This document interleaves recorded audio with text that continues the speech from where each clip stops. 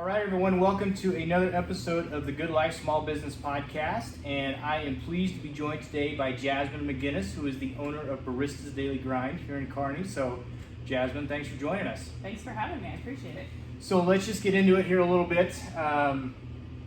We'll start off with some icebreakers so we can get to know you a little bit better. What books are you reading or listening to right now?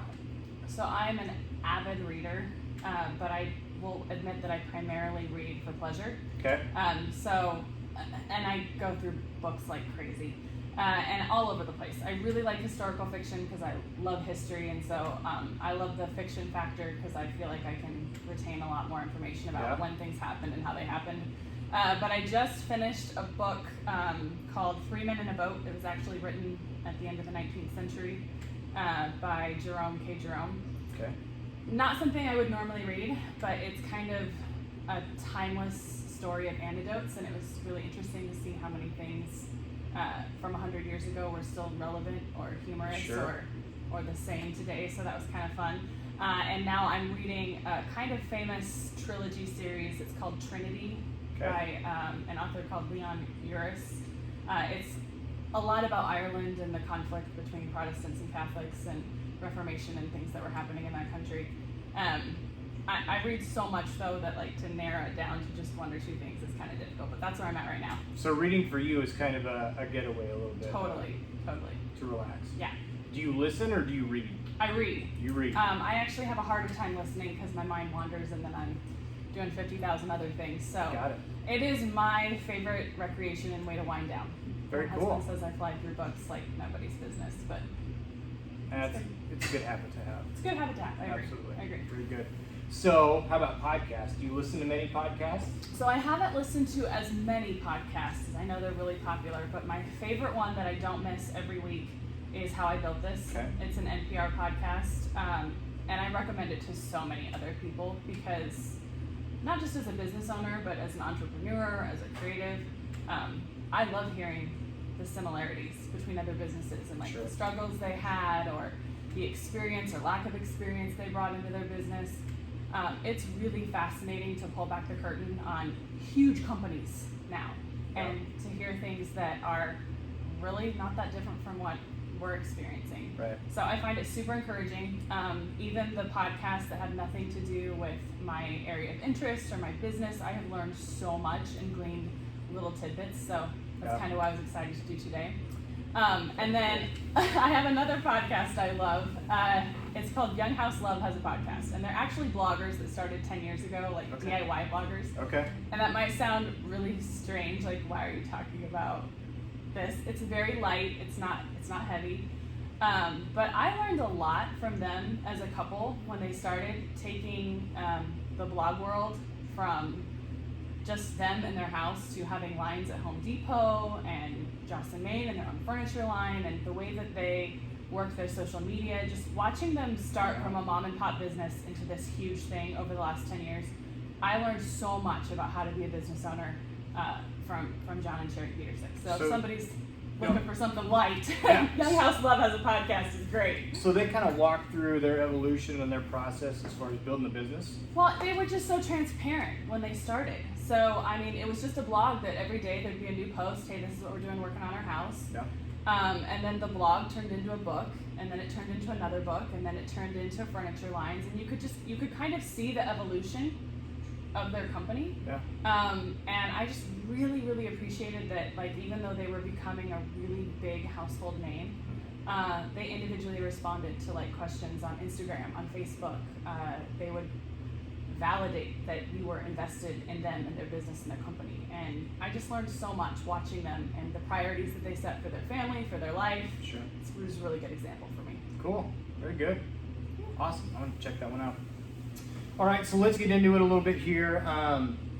Tell us your small business story with Baristas. So I always say that my story is not just about me. It's much bigger than me. Yeah. Sorry about that cold weather.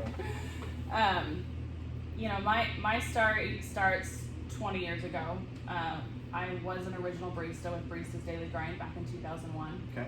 And I had the incredible opportunity to work for the founders, Kathy, met and Brink, and Steve Sigler. And really, I can't speak enough to the influence that they had on my life, the influence that they had on this community, the foundation that they built. Working for them was the biggest educational opportunity I ever had. I learned more working for them than I did in my college career, any of my other businesses or jobs. They had a profound impact on my life. So I can speak a lot to their story and what happened in the early years, but I'll be completely honest, I did not feel ready or capable of being the owner of Baristas Daily Grind. A lot of people think they know the Barista story. They know that we started franchising. We opened up, 8 stores in 4 different states. We were working on 18 franchises. Wow. It was really cool to be 21 years old working for this company that was just getting off the ground. Mm-hmm. I actually, at the time, was the wine specialist for Baristas Daily Grind, so we did coffee in the morning and wine at night. Okay. And what an awesome opportunity. I mean, who gives a 21-year-old an entire department and says, hey, build this, and we're going to franchise it out, and you're going to be the head of it, and go nuts. Here's our credit card. That's... Right. You don't get that very often. No, but what they did was they created this passion for people and for product and for community, and they invested in us. And I watched that trickle out from ownership to the baristas to the community, and they built something incredible that people still talk about. Yep. And even though that opportunity, in my opinion, ended really tragically, and they had to move on, the foundation that they built is still the heart and soul of Baristas Daily Grind. So a lot of people don't know the whole story, and I would really love for them to be able to tell it in their own words. Right. From my point of view, working for them from 2001 to 2007 was incredible. I got married in 2007 and moved away to Lincoln, Nebraska. Okay. And that's kind of when baristas that everybody knew sort of fell apart. Mm-hmm. I'm very proud of being a part of that crew that was here, though, because when we lost all of the stores and everybody else didn't know what was going on, us baristas did. We knew who we were working for and what we were doing, and that's why we went to the street and worked in kiosks for 60 days until, Kathy's son Ryan Denhart was able to get this location and bring Baristas Daily Grind over here. That is a huge testament to the foundation that they built, that all of those baristas stayed. And this was, you got to think, this is 2007. Yeah. This is before Facebook was public. This is before social media was around. I, honest to God, believe that if we had social media in 2007, baristas would still be in their original locations, because we would have been able to be a lot more transparent about what was actually going on. Yeah. Yeah. So it sounds like a buzzword nowadays is culture, company culture. Back then it probably wasn't even really, it wasn't that word, but that's really what they built, was a culture that where, like you said, someone as young as you got buy-in, you can see what the vision is, and they kind of led you down the road. Absolutely. So that was really amazing. It was also really heartbreaking, because when you get to be a part of something as incredible as what Baristas Daily Grind was, and transforming downtown and transforming the community, and then losing all of that and ending up in a little strip mall across from the college. We went from having 3 stores in Kearney, a north store, a bakery, and a drive-through, to one little store in a not ideal location. And I'm 100% transparent about that. No disrespect for my neighbors or this area, but we are not conveniently located here at our campus location. And we refer to it as the main shop or the campus location because it has been here now for over 14 years. We were very well aware of the struggles. For a long time, we had no signage. Everyone just knew it was kind of by Bill's Liquor. Right. We have a horrific residential alley that I like to joke is extreme coffee if it's not graded, because you get it and you're bouncing around down there. And we share parking with a number of other businesses. Location-wise, this is not ideal. I think it's a testament to the Baristas product and the Baristas customer service and the loyalty of our customers that we were able to make this location work. But Ryan Denhart had tremendous struggles, and I have so much respect for the struggle that he had to go from, being on Good Morning America, representing, one of the finest coffee shops in the entire country, to, having to pay for milk with the cash out of your till that day. It was really devastating for the community. Wow. And for baristas. Now, a lot of people are under the misconception that this location is amazing because we're across from the college, and that must be where we get all of our business. I can honestly say that the college makes up only about 30% of our business, and it's not convenient. There are 5 coffee shops on campus, including a full-blown Starbucks and little coffee kiosks in almost every college. So we actually have to work against those odds and get those kids to want to leave their dorms, leave their college, come across the street, right, and come over here. So that's definitely not the core part of our business. So, think about that. In order for baristas to be successful, come around, please, thank you. In order for baristas to be successful, we had to overcome the challenges of not having a great location, of getting those students to come across the street, of being able to get Kearney to still choose us. And we sort of set the culture for coffee in this town. Before Baristas Daily Grind, there were a lot of coffee shops that had come and gone.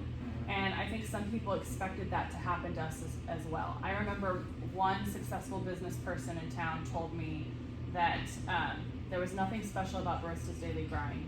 We just happened to come around at the right time with the right product, and that if we were gone tomorrow, anybody else could come in and do what we did. I think that history shows that is not true. In our old location, 5 coffee shops came and went. Okay. And in the beginning, they had everything. They had the beautiful property.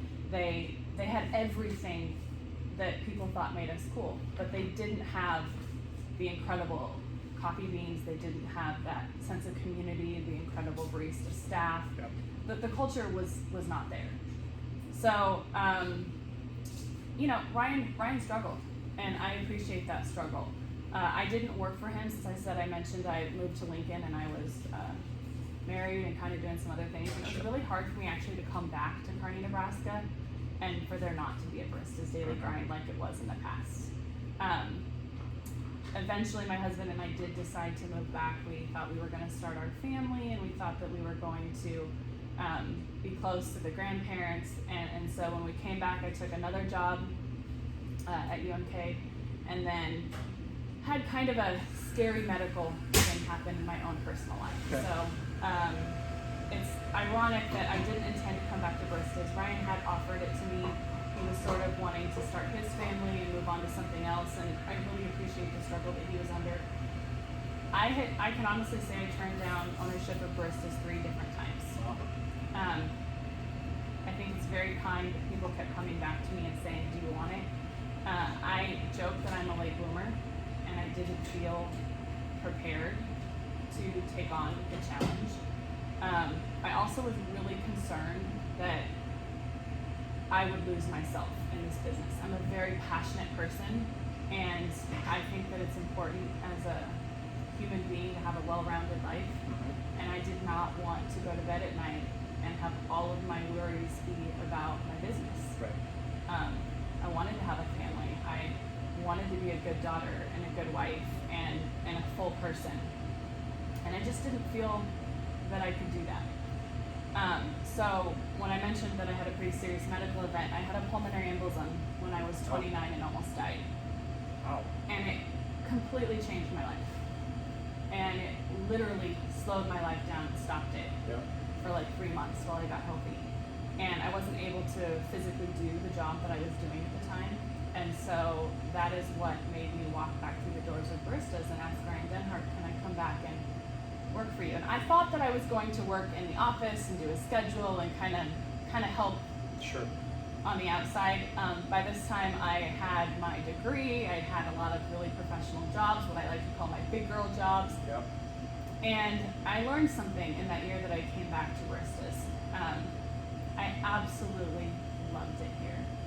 And it's kind of the start of a culture that I created that started with Kathy and Steve, but now is a huge part of my ownership. I joke that there is a perfect trifecta in the world where you love what you do, who you work for, and who you work with. But that at some point in your life, you're going to give up one, two, or all three of those things for a better paying job. And so I didn't make the money at Baristas that I made in my other jobs, my other careers.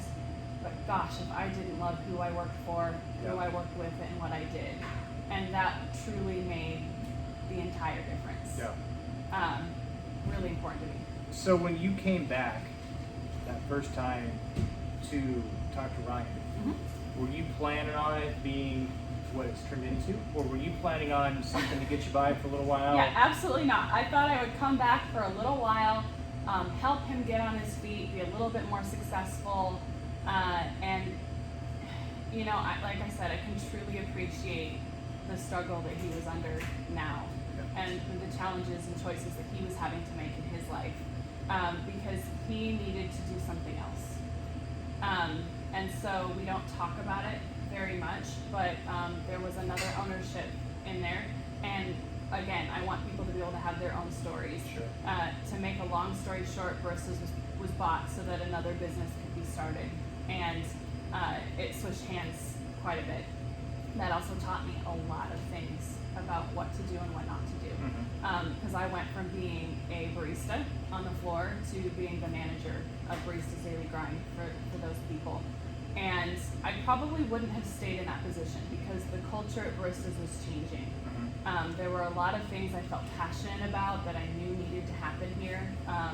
When we went from 3 stores to 1 store, we opened up a massive amount of coffee interest that was going to other places, or that was open to other places. We needed to get back locations.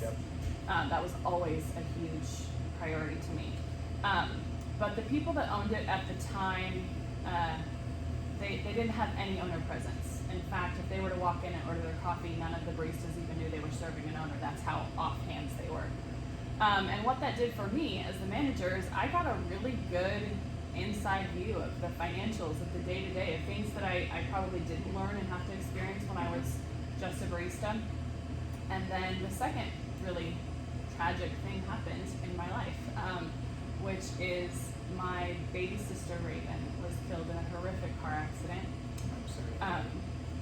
It's really difficult to talk about. She was 23, married to my brother-in-law Edgar, and had a 13-month-old baby. She was killed by a state worker driving a city dump truck who was high on meth and rolled her. And the reason why I have to talk about this part of the story is because at the same time that, around the same time that she was killed, the people who owned Baristas at that time decided that they couldn't be bothered to keep this company alive, and they were just going to let it die. And I couldn't stand that thought. I couldn't handle it. Like, we had this amazing company and these amazing customers and so much working for us. But they were just going to let it die. They were just going to let it go away. So many distractions here, even when we're closed. It's a coffee shop. It's a coffee shop. It's a coffee shop. What do you expect? There's always something going on. So, my brother-in-law was devastated with the death of his wife, and obviously trying to raise a 13-month-old baby. His whole life changed, and he was not okay for a while, as anybody can understand. He would not be. The first year after my sister died, he lived just a couple blocks from the coffee shop. Sometimes the only time he would leave the house would be to put the baby on his shoulders, walk to Baristas, get a cup of coffee, and walk home. But his visits to Baristas kept getting longer and longer as he got to know them, and little by little we got him behind the counter, and I always thought he'd make an excellent barista. And I said, do you want to do something that's no pressure, no stress? Like, you don't have to go back to your big fancy corporate job. Like Sure. just do something to get out of the house, to get used to it. And so he just started working here and was really coming back to life when we found out that Baristas was going to go away.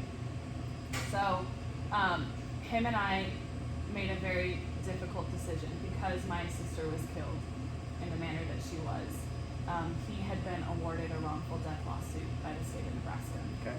And neither him or I are wealthy. We didn't come from money. We didn't have people that were willing to invest in us and our dreams. But we had each other. And so we decided to join an LLC in 2007, the Jasmin, and we offered to buy Baristas Daily Grind. Now, that's a lot more complicated than people understand, because actually neither of us really liked the idea of that money. We say it kind of felt like blood money. Sure. But buying a business and keeping our jobs and keeping something good for the community was something we were both really passionate about. However, like I said, we didn't have people who were interested in investing in us. So we did something very, very non-traditional. And I will forever be grateful to Kurt Ott at First National Bank, because he accepted a promissory note from our lawyer that said we were good for the money. The money did not actually show up for 5 years because it was fought over in court cases. So, shock of all shock, Baristas Daily Grind in 2007 became ours on a promissory note. And we had to, from day one, cash flow and make this business thrive and grow with no assurance other than that we were good for it. Right. Wow. So that's kind of unique as far as business stories go. We kept being told that that money was going to show up in 6 months or 6 months. So in the beginning, we had a very high interest note. In the first year of Baristas Daily Grind that we owned it, we were able to move into traditional financing, which was wonderful and kind of validating at the time, because we were able to realize we do know what we're doing. Edgar, from the very beginning, wanted to be a silent private partner. So even though we have co-ownership and we come together for all of our decisions, I usually am in the face of baristas or talk about it. People come to me. We discuss everything, but that's just so that he can focus on his priority, which is his child, and the life that he wanted to create for her. In the very beginning, we knew we needed to get a second store. We had to. This location was not a great location, and even though we were doing an incredible amount of business, like I said, that void had never been filled from us losing 3 stores. Sure. And we were watching as corporate coffee was moving in and more coffee shops were moving in. And I don't ever speak about the other independent coffee shops. I want everybody to succeed and do well. I want them to work hard. The sad reality of the world is that most businesses fail within the first 3 years of business. That is especially true of coffee shops. What I do talk pretty strongly about is corporate coffee, because we have amazing options in Nebraska now. There are incredible mom and pops doing wonderful businesses, and they don't stand a chance if there's a corporate coffee shop on every corner. So our number one goal from the get-go was to get a second location, and we could not make that happen. We had 2 failed attempts in the first 2 years that wasted 2 years of our time. And then in the 3rd year of business, we decided to, everybody wanted us to go north. We wanted to go north. I still want to be north. We couldn't make it happen. Not with being brand new business owners who just purchased a business and, we're trying to cash flow $500,000 right off the bat. Sure. So we focused really hard on our brand, on the quality of our products, on investing in our baristas, and making sure that the culture that I fell in love with, 20 years ago was the culture that we exemplified, and we really focused on showing the public that we'd come full circle, that Baristas was back in the hands of an original barista with original barista dreams, and that sort of channeled all of the movement that Edgar and I have made in the last 7 years. And that's actually the really weird thing, is that as of this year, he and I will have owned Baristas longer than any other Baristas owner, including the founders. Really? Yeah. So when was the moment that you kind of realized that? Was it? It honestly was only this year. Yeah. I do a lot of yearbooks for the kids, because I think that as a business owner, it's hard to kind of remember when things happen. Yeah. It all can kind of blend It's a together. blur. Yeah, and some years you feel like you haven't done anything. Yep.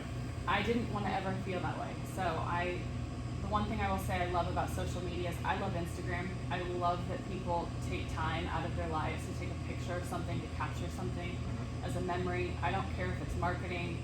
It tells a story, and I've always loved photography. Yeah. So I have yearbooks each year that show all of the different things, the changes that we made. Some the public will recognize, some they won't, but they're huge for us as a company behind the scenes.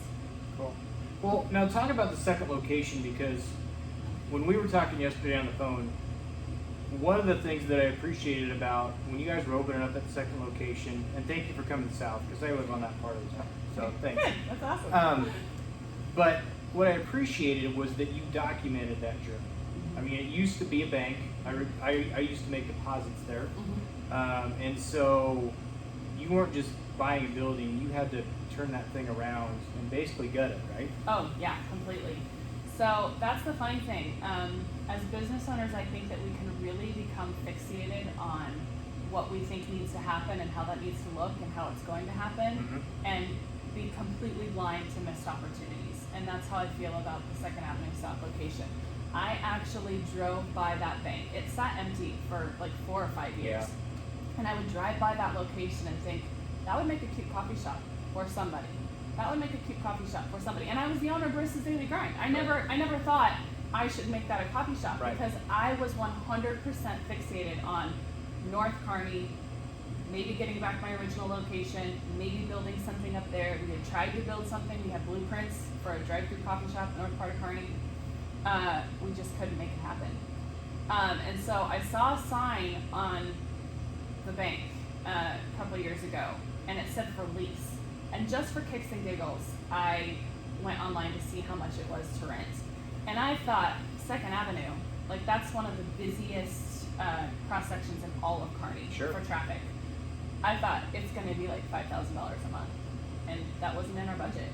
And when I went online and saw what it was going for, I just my jaw dropped, because it was in our budget.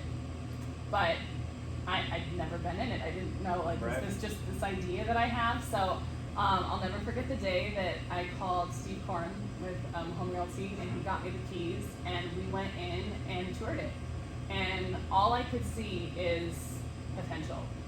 And one of the things I love about that location is that there are 6 entry and exit ways to get in and out of it. So when I talk about not having a great location over here at the main location, you can get into that store either drive-through from every part of Kearney. Yeah, 2 drive-throughs. Yeah, and the whole property is available. So there was parking.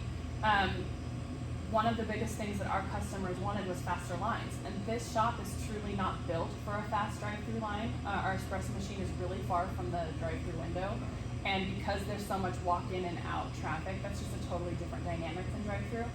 So the line here never moved as fast as we wanted it to. I knew I needed a double drive-through, and here's this bank with 2 drive-through windows, you know, west, east, like it just worked so well. Right. But then we were once again left with a financial issue. Like, how do we do this? Always. And it's just, this community is so beautiful. This community is so beautiful. We actually had a person who privately offered us a $50,000 investment for us to flip that location. That ended up falling through and not happening, which was incredibly stressful, because we had already started construction. Our construction crew was amazing at the time, really positive. I did design that whole building from top to bottom, knew exactly what I wanted in it, exactly how I wanted it to look, and it's tailored around the baristas, which is why they can be so fast and why those lines move so fast. And it was the most exciting and most stressful part of our entire ownership, because at the exact same time that we signed papers for that location to start, Starbucks came back to Kearney, Nebraska, and went back into their original location up north. And our main shop immediately took a $500 a day hit. I mean, think about that. It's huge. Yeah. It's huge. Wow. And so here we are getting ready to expand, and if we had expanded 2 years previously, would have been fine. Yeah. We would have gotten a real good handle on the market, would have gotten our flavor out there, our customer service, just the whole 9 yards. But they came back, and ouch, it was hard. And I say that transparently because I'm not ashamed of struggling against Starbucks. I'm not saying they have better coffee than me. I'm not saying they have better service than me. They just don't. But when you have corporate advertising and a corporate budget and you can afford multiple locations because you're not paying labor, think about that. The Target pays the labor for Starbucks. Starbucks isn't paying that labor. And the college is paying for the labor of those Starbucks employees, not Starbucks. So you get to infiltrate your brand without all that overhead. You also get to dictate the price of your cups, your products. You know, they can get a cup for 5 cents that I have to pay 27 cents for. We have a dramatically different cost of goods. Right. And they have a national advertising campaign. Yep. So they can fill your social media, they can fill your TV screen, and they can afford the best locations and higher rents. Yep. That's a lot to work against. Yeah. So for Edgar and I, here we are knee deep in 2nd Avenue. We had numbers projected for what we thought we would do. And I'm not ashamed to say that first year we did not meet them, not even close. Because 8 coffee shops opened in the first year that we opened 2nd Avenue. 8. North and South and Independence. And some people can say, well, you know, that's just the business, you know, and that's what happens when your town grows or your city grows. But there's only one pie. In every industry, there's only one pie. Right. And no matter who you are, everybody gets a slice. So this would have been This was 2012. 2012. 2012. And so coffee shops, I mean, were they kind of hitting the peak as far as even the mom and pop or the corporate? Was it? So I think everybody thought that coffee was money and you could make it. So, you know, McDonald's invested billions in coffee lines. Panera invested in coffee lines. We got a Dunkin' Donuts. We got, you know, second scooters. We got, you know, I mean, everybody, it was just explosion city. Right. And everybody does have preferences. They have things that they like, things that they don't like. But none of them have the culture that Baristas Daily Grind does. Right. And I will stand by that till the day I die. We are incredibly invested in our community. Not just because Edgar and I are UNK alums and we live in this town. You know, right now we employ 21 people. But the people that we hire, they work for us 4 or 5, sometimes 6 years. Those are really long relationships. Yeah. We are not a high turnover coffee shop. We don't bring people in and have them work for us 6 months for a year. So when you come to be a barista at Baristas Daily Grind, you're investing in a culture and you're investing in a community, and this community recognizes my staff, and my staff goes out as a beacon, as an advertisement for Baristas Daily Grind, and they all know that. We have these tremendously big relationships, and we have a huge pulse on what's happening in the community. We are serving, you know, the policemen and the lawyers and the teachers and the soccer moms of this community. We know when people are struggling. We know when people are needing to talk to a stranger, and sometimes it's easier to pour your heart out to a stranger than it is to talk to somebody in your life. Yeah. So the culture of what we're doing here and the investment that we're making in our staff and in this community is just not something I see can even be replicated in other industries. That's awesome. So let's talk about culture a little bit. So you say you don't have a high turnover. Do you set the stage when you're interviewing people? Do you set the stage their first day? How do you start infusing that culture when you're bringing someone in? We're incredibly selective, and I'm very proud of that. Right now, I have 30 applications on my desk. We only hire once or twice a year, and we only have to hire once or twice a year because our staff is graduating out into other things. You know what I mean? We try to hire freshmen and sophomore because we want to have that 4-year investment. And so when we have 30 applications on our desk, we comb through it, and we are looking for a lot of things. We're looking for diversity. because I very strongly feel that we cannot grow as a company or a community if we surround ourselves with people who think, look, and act just like us. So I do look for diversity. It's not just a fancy word or hashtag I like to throw around. If you look back at the last 6 years of Baristas, you're going to see a number of cultures represented here, and that's intentional. I also like to keep a 50-50 on men and women. Okay. I always get more applications for girls than I do guys. I don't know if guys think that it's not cool to be a barista. It's like the coolest thing on the coast to be a barista, but around here it's like pulling teeth. But I like the dynamic of keeping things, 50-50. And we actually interview all of our potential employees 3 times, just like a real job, because the second that they start working for us, we are training them for a bigger world. And that's kind of our philosophy around here, is that we want baristas to be the best job you've ever had in your life. And we want to meet that perfect trifecta I told you about. We want to be a place where you love who you work for, what you do, and who you work with. But to do that, we have to have good communication, and we have to have a huge level of respect, and we want to earn that respect. Sure. So we work beside our staff, and Edgar and I both work on our bar next to our staff, and it's not because we have to or we can't afford not to. It's very intentional that we walk the walk and talk the talk. Yep. And set the example for our staff of what we want them to look, sound, and act like. And so in that interview process, we're already looking for somebody who's going to complement the family, who's going to help the family grow, who's going to bring a new dynamic. Maybe we've got a lot of people with a lot of energy and we need somebody a little bit quieter. We don't know what it is until they walk in. Sure. But of those 30 applications, probably only 5 people get interviews, and of those 5 people that get interviews, only 1 gets hired. So it sounds like to me, though, correct me if I'm wrong, what you experienced when you started working here, you're kind of bringing full circle to who you're bringing in. Absolutely.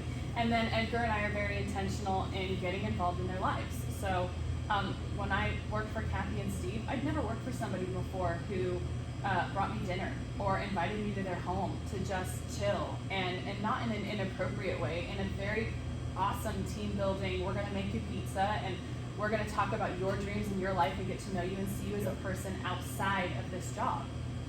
So Edgar and I are very intentional about doing that, creating opportunities for our staff to do things together so that they can become a good unit. And there are challenges to this, because like I said, not everybody thinks the same way, believes the same way, looks the same way. We have conflicts and problems. I'm not going to say we don't. Right. But one of the things that I am so incredibly proud of is that I will have team members who say, I don't want to work with this person. They drive me nuts. And we don't allow that kind of culture. We make everybody work through their problems, talk through their problems, and in the real world, you don't get to choose who your boss is. You don't get to choose who your coworkers are. Right. So this is a good time to learn those life lessons. And 9 times out of 10, the people that start out hating each other are best friends a year later, and best friends years later on. Right. And I love that ripple effect. I love the fact that we create a culture of people who feel like a family. Yeah. And it's not hard to get them to, as I joke, drink the Barista Kool-Aid, because it's a part of them. They're obsessed with learning the craft of making coffee. They're obsessed with what we call pure customer love, and making sure that no one is invisible, everyone is seen, everyone is welcome to come into the shop. And because we're doing that behind the scenes as well as in front of the scenes, we have a really healthy work environment where everyone feels that they have a voice at the table. We don't always, change and do exactly what your idea is, but you're more than welcome to present it. Yeah. And I love seeing the ripple effect that we have of these kids when they do go off into the world. They all take a piece of baristas with them into their cultures and into their lives. Yeah. I think that it's, even if they, if you've got an employee that suggests a change, even if the change doesn't get made, the simple fact that they got to state that, and that you heard them out. Well, and it's always benefited baristas. Like, baristas has always been a collaborative effort. I think that's one of the key successes of most businesses is I may have the final say and in charge of who's steering the ship, but I do not know everything. Yeah. I'm not gonna know everything, and I love being able to bring people into my team that are better at things than I am, that I can glean from, that I can learn from, that's how baristas has gotten more successful, because everybody's left a mark on how things could be more efficient or how things could be a little easier. And I don't understand leadership where you close your ears, shut your eyes, and act like you know it all, because they usually are going to fail. Was there ever a time when you guys were just getting this off the ground and you had the note with the bank, from a culture standpoint, where did you ever lose? The reason I ask this is because I think when finances are in play, that can be a huge part of what your day in and day out mindset is you're making money, trying to figure out how to do that. Was there ever a time when you kind of lost vision as far as what you wanted the culture to be, or no matter what, that was always? No, absolutely. There's definitely a time. And I did lose my vision there for a while. So when Second Avenue did not take off the way that I thought it would, I'm a very creative person, and I actually don't like the financial side of things. It's the part of my job that I have to force myself to do that I don't think I'm great at. We have wonderful accountants, we have wonderful, people that help with like the really important stuff, but I still have to balance that checkbook every week. I still have to pay the bills and steer the ship. The second year of Second Avenue was incredibly difficult. Like I said, 8 coffee shops had opened. And I kind of became obsessed with Starbucks, and that sounds terrible. And I probably did things that I'm not proud of because I was so fixated on, why are you going there? Like, what do they have that we don't have? Like, what is the appeal? Like, I just could not wrap my head around it. And that was detrimental to my team. It was detrimental to the culture of baristas. And I really needed a swift kick in the pants. And I got it. I'm very close with the original founders of Baristas. And, I was constantly being told by Kathy, Jasmin, your team needs a leader. They need you to lead. You have got to stop focusing on this over here and focus on what you can control. And so I had to really, really readjust my expectations. And I learned some really good lessons. I learned there's never just one thing that's going to make or break you. You can't fixate on, I'm going to bring in this product, and this product is going to bring everybody to my store. You can't turn into, I'm going to create this commercial, and this commercial is going to bring everybody into my store. Likewise is true. So I had to remember to go back to the basics. And the basics for us was, we do have the best product. How do we make sure that it's consistent and perfect every time?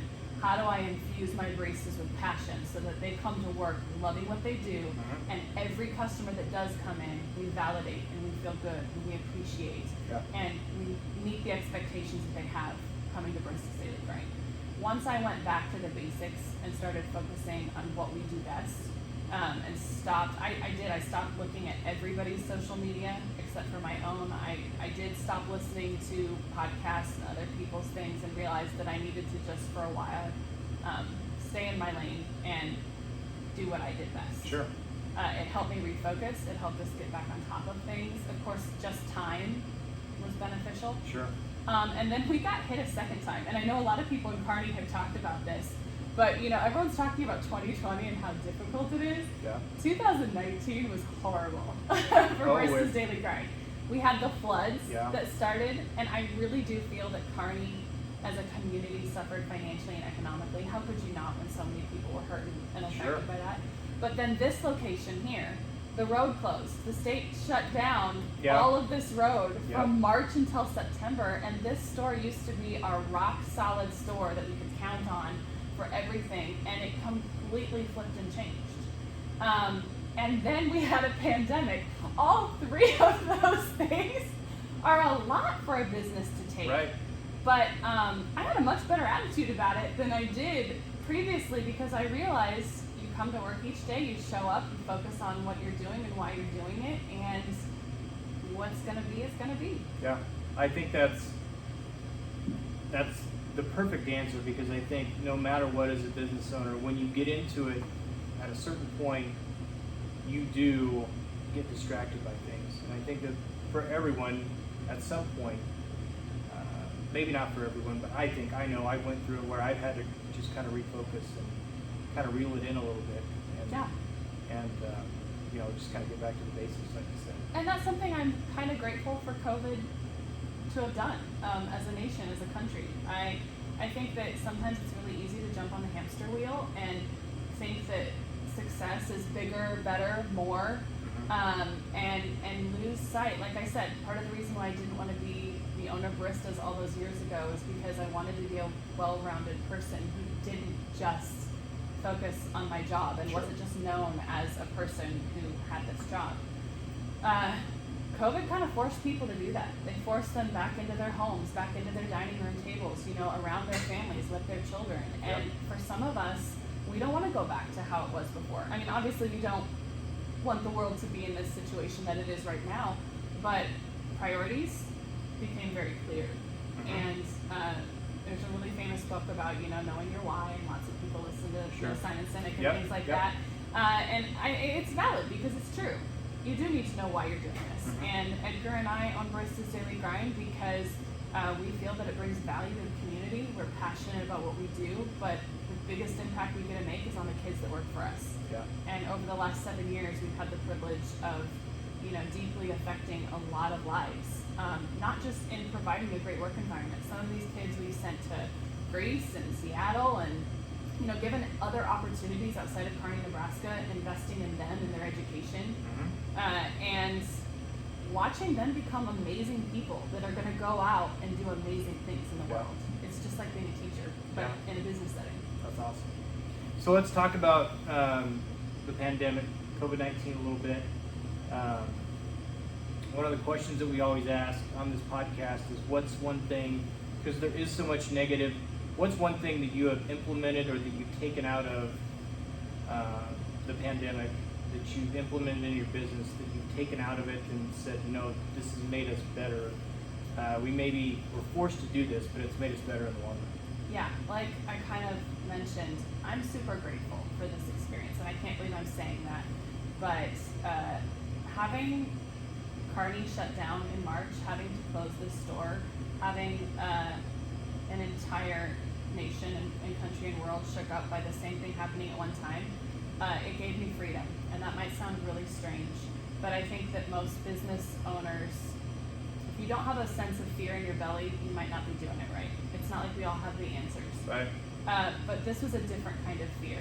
I had to pivot, and I had to pivot quickly, and I didn't have time to worry about if the decisions I was making were going to hurt or affect people the way I probably would have before COVID. I just had to act. And because of that, there are things that Baristas has done for the last 20 years, and because they've always done them that way, that's how we never changed. Right. And we needed to change, and COVID provided me that opportunity. So, like I mentioned, because so many corporate coffee shops opened and other stores opened, our pie got smaller and smaller, even though we opened that second location. So for 2 years, we were, barely profitable at all, and that was tremendously difficult. We were having to make a decision: do we keep both stores? Do we, and if we don't keep both stores, which store do we keep? Because the main shop has tons of seating inside, but Second Avenue potentially had more traffic that could go through it. Right. We never opened that location for inside seating. In fact, our dreams for Second Avenue are to grow it so that we have tons of outdoor seating in the garden patio and bring back what we did downtown, but on Second Avenue. Sure. We were not getting ahead fast enough to keep growing in that direction. So we were trying to face some really difficult choices in February, March. And when we shut this shop down, my fear was that I would be sending all of the people that came here out to my competition. And instead, I was so grateful that all of the people that came to this store went over to our Second Avenue location. And instead of us having to struggle, and instead of us floundering or being still, we were actually thriving. And just that fear being gone of will they support us? And I realized, no, we have this amazing product, we have this amazing customer service. There's just not enough people that know about us. And actually shifting all of that traffic over there brought even more attention to what we were doing. Also, we have been offering free delivery on orders of 4 drinks or more for the last 10 years. And I was screaming that at the mountaintops. We're the only coffee shop in town that offered free delivery. And some people might say, well, I just want 1 drink. I need to have like a $20 minimum to warrant a barista going out and maybe me coming to you, which is why we have 4 drinks or more. But if you're at the office or you're at school or you're even at home and having people come over, how convenient is it to have the drinks come to you hot, fresh, made? I mean, wow. But when COVID happened, suddenly everybody knew baristas, delivered, and that was incredible. So Edgar and I were also able to do something else. In us trying to debate which store we would keep or could we keep both, this store was very tired. After 14 years being in this location, it was falling down around us, and we'd invested so much in 2nd Avenue that we didn't know how to remedy that situation. Because again, there was fear before. Like if we shut it down and hire contractors to come in and do it in a couple weeks, we lose a couple weeks of, income and labor and all this kind of stuff. Instead, what ended up happening is Edgar and I didn't want to let any of our staff go. So going from 2 stores to 1 store, we took ourselves off of our bar, gave the kids our hours. Some of them had other things they wanted to do. Some kids wanted to go home for a while. Some kids wanted to take trips. So we didn't have to let anybody go. But Edgar and I decided to be our own contractors. And we spent the 3 months that we were shut down renovating the store ourselves. And we did it on a very, very small budget, but we're quite handy, if I say so myself.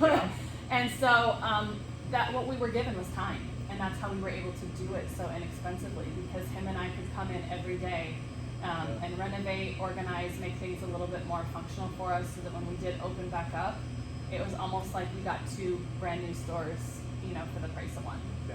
And so I'm extremely grateful for COVID. We could not have done what we have done in a short period of time and gotten a better grasp on changing how Baristas is going to look going forward. And it still is a little different. This store right now is closing at 2 o'clock. It will probably continue to close until 2 o'clock until the pandemic is over, which I see happening, all the way through next year. Very cool. So I have a question about it seems like, and correct me if I'm wrong, within the coffee shop, you kind of have, and it may be different for the locations like you talked about, but you kind of have 2 different businesses. I mean, here at the campus, you have kind of more your atmosphere, where you got people coming in, they may get a couple cups of coffee and they're here for 4 hours, but you've also got the drive-through window where people are coming up and they're on the go. And so you kind of have 2 different, I don't know what the right word for it is, but you kind of have 2 different business models that you have to maybe follow when you're running a coffee shop, because you got people that want it fast and they want it on the go, but you also have to provide an atmosphere that people feel comfortable and welcome. Exactly. And I think that that's why the 2 stores do complement each other. But people are always surprised to learn that we do 70% of our entire business out of the drive-thru. So the drive-thru has always been very important to us, because exactly the point that you made. And we love the culture of people coming in here. I don't mind people coming in and buying a cup of coffee and sitting for 4 hours.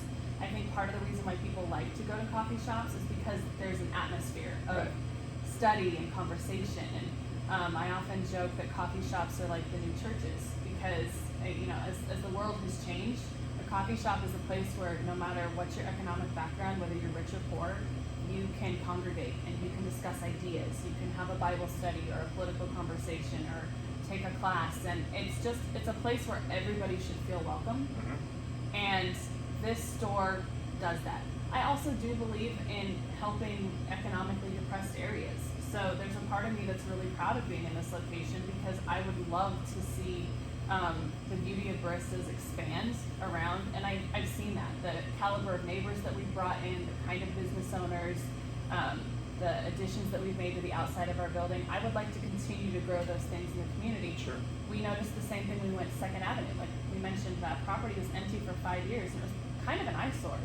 And now it pops and it has all those flowers, and we watched as our neighbors, the car wash completely redid all of that. And I didn't know a car wash could look pretty, but it does now. Yeah, absolutely. Yeah. We watched as all those abandoned houses across from us got torn down. I like to think that when Baristas moves in, we improve the area around us, and we want to keep doing that and giving back. So 2nd Avenue is definitely great for tourism. A lot of people coming off the interstate stop at that store. It's a really good base to promote Kearney, and we're constantly doing that, telling people about other great businesses that they should go to lunch to or go shopping to.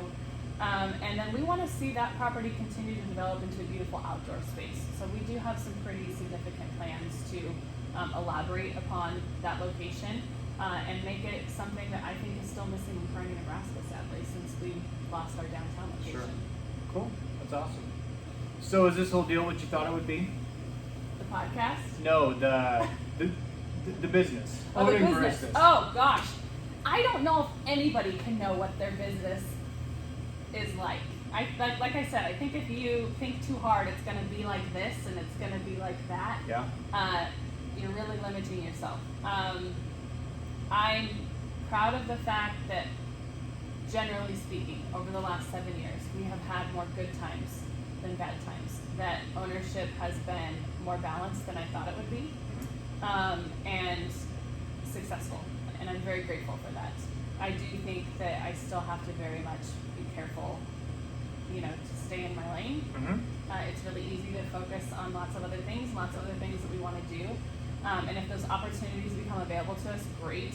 But focusing on the day-to-day customers we love, the kids that we're investing in, the community that we serve is really the best way to handle whatever life throws at us. Yep. Awesome. So someone comes to you, let's say one of your baristas comes to you, and they want to start their own business, whether it's a coffee shop or something completely different. What advice would you give them about what they're about to start, the journey they're about to take? So one of the things that I love about that question is it's something that we're actually already intrinsically doing when they work for us. We are so transparent with how this business is run, and we share all of that information with our staff and teach them how to do it. In fact, I teach all of my baristas how to do everything that I do except for pay the bills, because that's not their responsibility. Right. Because of that exact reason. We want them to have as much real life experience in a safe environment so that if they want to make those decisions, they go out into the world with their eyes wide open. And that's what I would say. If you want to do something, go work in the industry. I hear people all the time say to me, when I retire, I want to open a coffee shop. And I think, why on earth would you want to do that much work? Like, it blows my mind. Do you think you're going to sit in a coffee shop and drink coffee and read books? Because you won't cash flow. No. There's so much work involved here. And I do think that it translates to other businesses and other industries outside of my coffee shop. So I say, get some real life experience in that industry. Find out if you actually really like doing the work. Because if you don't like doing the work that your lowest paid, average person off the street is getting paid to do, then you probably shouldn't be in that industry. Yeah. Edgar and I, myself, you'll see us taking out the trash, making drinks, washing dishes. That buck doesn't get passed on to somebody else. I know there are lots of business owners that do that. Maybe they just sit in the office. Maybe they want to have a business and have other people work for them. But you need to have a pulse on how your business is changing, what's happening in the community, and the best way to do that is to start right there. And then the second thing I can't stress enough is the more capital that you can pull at the beginning, the stronger you can make that business plan, the more you can go in with your eyes wide open, knowing that it will not be smooth, it will not be easy, there will be hiccups, there will be things you never planned to come. How are you going to handle those challenges? Right. The more you can prepare yourself mentally for that kind of thing, the better you're going to do. There's never a perfect moment. There's no such thing as perfect circumstances. I 100% don't believe what that gentleman said about a business coming around at the right time with the right industry. I just don't believe that's true. Right. When things are successful, they're successful because the public wants them, and you filled that need and you did it well enough that it grew. Yeah, absolutely. So what would you like everyone to know more about Baristas as far as what you guys have coming up? Is there anything that you want the community to know? I guess also, where can we find you? Social media, website? Let us know that too. So website, social media, or Baristas Daily Grind all across the board. So Okay. for Instagram, Facebook, website. What I want people to know. First of all, I just want to say a tremendous thank you. And it kind of chokes me up and makes me emotional because we are not a business without the people who walk through their doors. And I value so much the hard-earned dollars that people make. There are people that come to Baristas that probably should be using that money, to buy groceries, but maybe this is the thing that helps them get through their day. It's their one treat, what have you.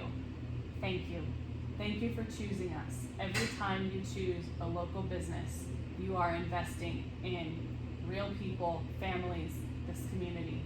And Edgar and I could not do this without their support. So that's the number one thing I want people to understand, is that we appreciate your business. We also want to earn your business. So if you are a person that is, perhaps a fan of a corporate coffee shop or going someplace else, just give us a try. That's all we'd ask. Yep. Please just give us a try. There's a wonderful thing in the coffee community called a caffeine crawl. And I know everybody knows what bar crawls are, Yeah. but in a caffeine crawl, you get something you like. Say you like a vanilla latte, and you go to every coffee shop in that town and you try everybody's vanilla latte. Oh, nice. And then you decide what you like. Right. We want people to do that. We want people to find what they like and support what they like. And even if that's not me, we appreciate that loyalty if it's small town Sure. business. The other thing I want people to know is, we do deliver, and we love to deliver. And we have a tremendous kiosk that can come do weddings and graduation parties. We rent out all of our shops. And especially this main shop, now that it has been renovated, it's a really great small space. We rent this whole building out very reasonably all year round. And now with this store closing at 2 o'clock, it's even easier to have a lovely afternoon or evening place. You can have it staffed with baristas that will make drinks for you. You can bring in your own food. That's something kind of new, and I think that that's kind of important, because not everybody wants to do a huge to-do at other places. And we appreciate the opportunity to earn your business. So come learn what your customer love's all about, because we're just full of it. Awesome. Sounds good. Jasmine, this was a blast. Thank you for Thank the opportunity. you. Absolutely. You have a great story. Thank you for sharing with us. And come on in or give them a call and have the coffee come to you. Yeah. Thanks.